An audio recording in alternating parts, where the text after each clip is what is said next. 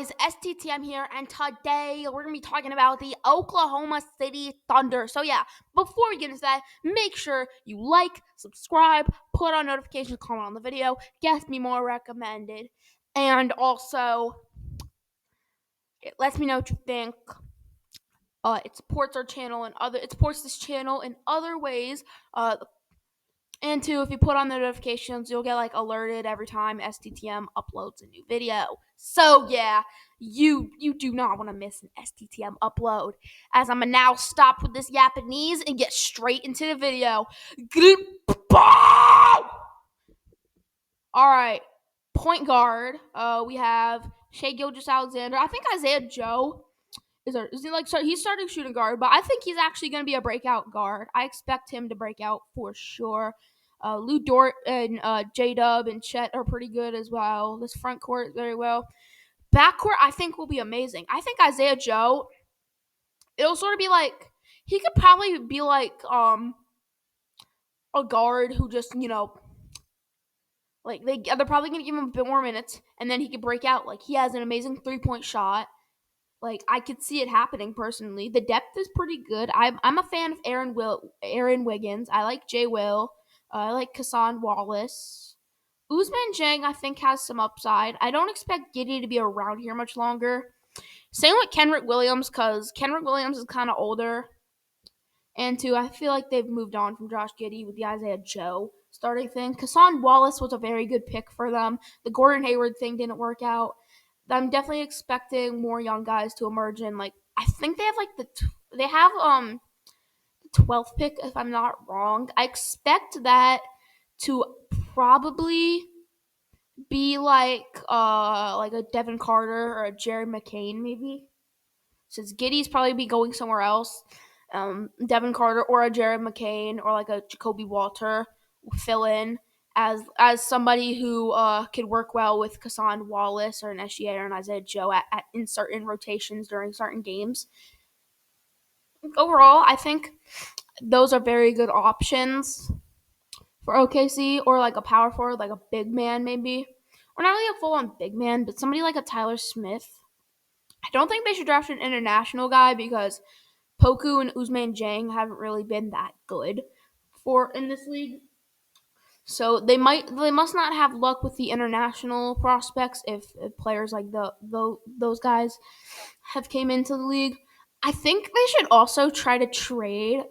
I think what they should do is that they should try to get that 22nd pick from Phoenix. I think that could actually happen.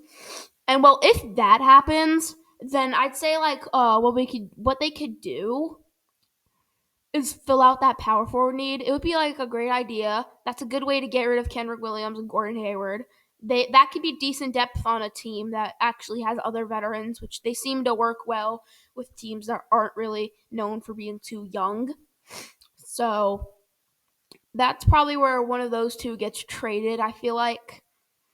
Then I'd say I'm probably going to recommend if they draft maybe a Killa where Zach Edey could probably be around.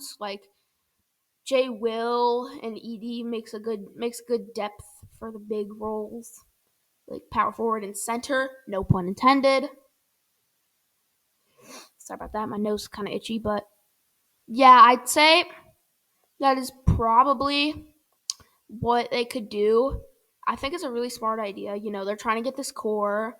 And I'd say they could also get a couple other vets, not just Gordon Hayward too. Get a couple vets, not just Gordon. Actually some good ones. Ones that aren't really used to starting, because Gordon Hayward isn't that good as a backup, but he can be somewhat of a decent starter. So I'd say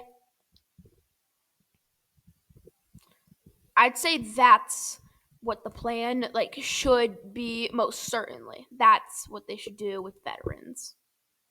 Which they'll probably bounce around between veterans every offseason, I'd say, because all these people have such different roles. Everybody has a different role. The veterans aren't as important on this team. There's a lot of players to mentor, so that's why I'd say we keep one or two, I'd say, and then just bounce off. And then you got they kind of have, it's sort of the actual definition of a rotation. Like every year, right? You'll have to switch from different veterans and stuff.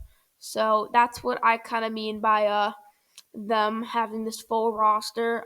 They could have like an 11-man too, but I don't expect any like veterans that are good enough to outshine these young guys. I just expect ones that are good but not good enough to outshine these young guys because, well, these people are probably a part of what the Thunder's probably a part of what could be the future of the Oklahoma City Thunder. So that's what I'd probably do. Like just personally, have a decent mix, you know.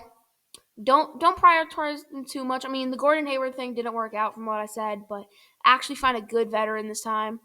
And two, like that's their biggest move.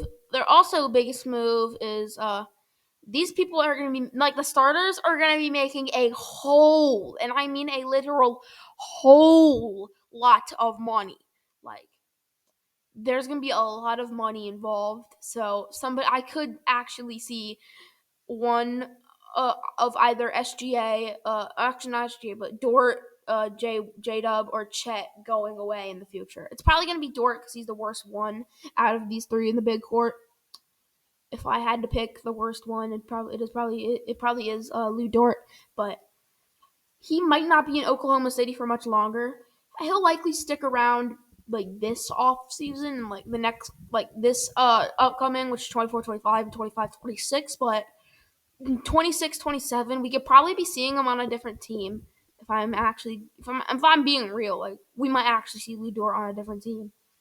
Money becomes a thing. I mean, Sam Presti, very smart GM for OKC, so they have got that going on too. And two, like I personally thought it was kind of embarrassing the way they lost to Dallas. So they got it like you guys have to I think the roster still has a little bit of works to go in. They were the 1 seed. Sure, they were the 1 seed, but they had that embarrassing loss in the second round to Dallas. So there's definitely a lot of things that they have to do to improve this roster. If some prospects haven't worked out and some of these veteran ideas haven't worked out. So yeah. That is why the Oklahoma City Thunder have a lot of big moves upcoming in this offseason. So yeah. Now, if you enjoyed this video, you know what to do. As you like, subscribe, put on notifications, comment on the video. As STTM is now out. See y'all next time. Road to 50.